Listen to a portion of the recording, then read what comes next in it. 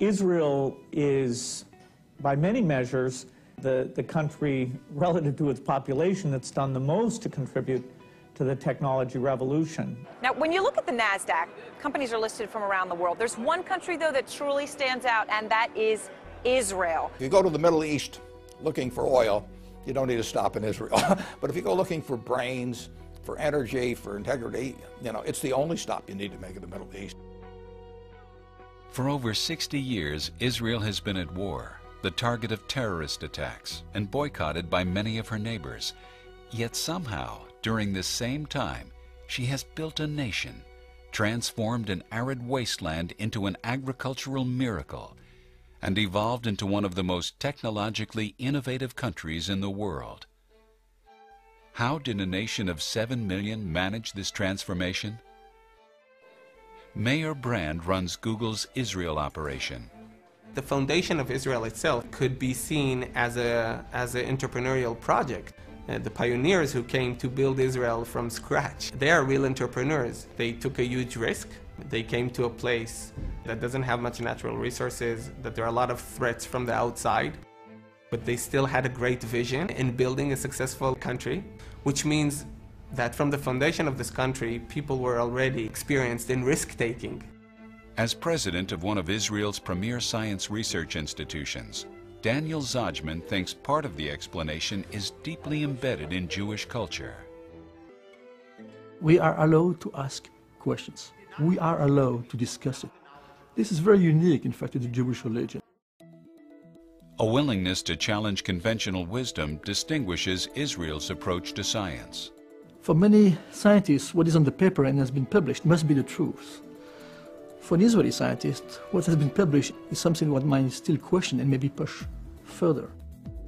Israel has this intense penchant for constantly questioning and debating and challenging, which is essential for any innovation-based economy. Dan Senor is co-author of Startup Nation, Israel's Economic Miracle. Some of the factors that have been key to Israel's economic success: the role of the military. Almost every single Israeli goes through a leadership experience at a very young age. They're taught at age 18, 19, 20 years old what it means to lead, what it means to improvise, what it means to be entrepreneurial, albeit out in the battlefield. Civilian R&D spending. Israel spends the highest percentage of its economy compared to any country in the world on R&D. Israel has cutting-edge policies on immigration and assimilation. There are over 70 nationalities represented in Israel. The rapid integration of these immigrants through an aggressive Hebrew language immersion program has ensured they participate in Israel's innovation. If you look at the Soviet wave of immigration, 750,000, tens of thousands of those had these remarkable degrees in mathematics and science. It was just this huge influx of technological talent. This talent has fueled more startups than anywhere outside the Silicon Valley, bringing the world's leading corporations to Israel for their top R&D talent. And this economic engine has in turn strengthened the young nation.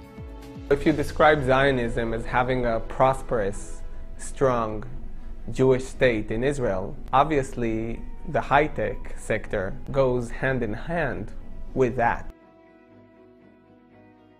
But Israel isn't just innovating for its own ends. A lot of the innovation that comes out from Israel changes the lives of people all over the world. I think that the time where we could export oranges is basically gone, because if you really look at what we can do here and what we can export, then it's basically knowledge.